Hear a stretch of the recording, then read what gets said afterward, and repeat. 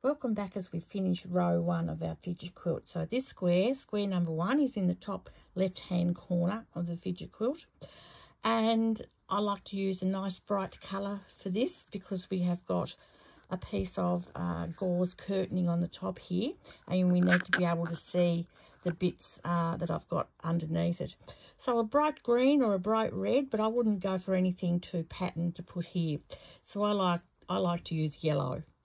So what we have is the 9-inch square at the back. Then I cut 9-inch squares of this. It's a thin curtain gauze, and cut the 9-inch square in half diagonally, and then sew a little bit less than 1/4 of an inch all the way around,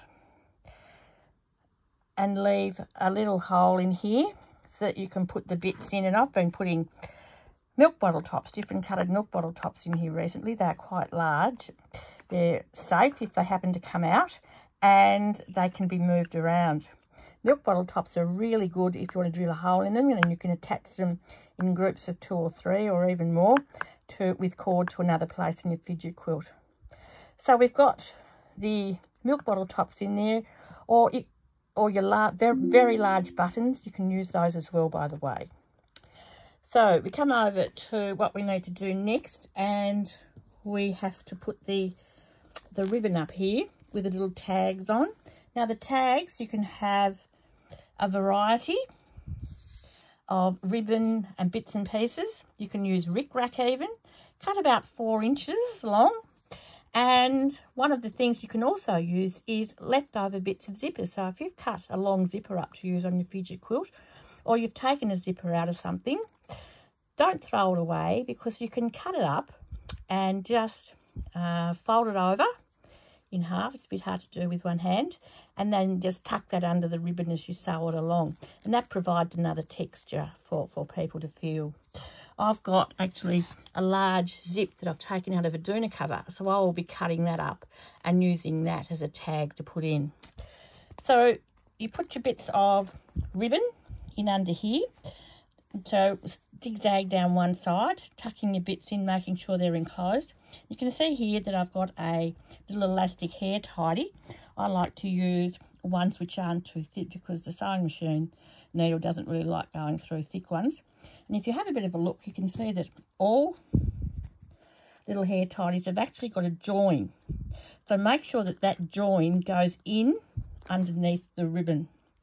So you sew down one side, putting your bits in, and then up the other, catching the other side of the hair elastic, and all the way up to the end.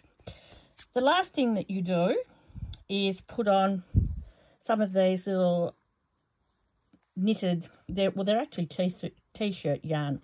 So if you've got a t-shirt that you've cut up, you can use those. They won't fray, they won't unravel, and when you give them a bit of a tug, they'll actually roll up. Now if I haven't got any t-shirt yarn of a lot of different colours, actually look around for some dog toys such as this one, and they quite often are inexpensive at the dollar store or the disposal store or the discount store that you have, and use these. Don't buy the ones which are just thread, because they're just useless basically. So they have to be the t-shirt yarn ones. So you can cut them up and then lay down 5 or 6 and use those. With the going back to the hair elastics, I like to buy them online too, if I can't find specials at the discount store.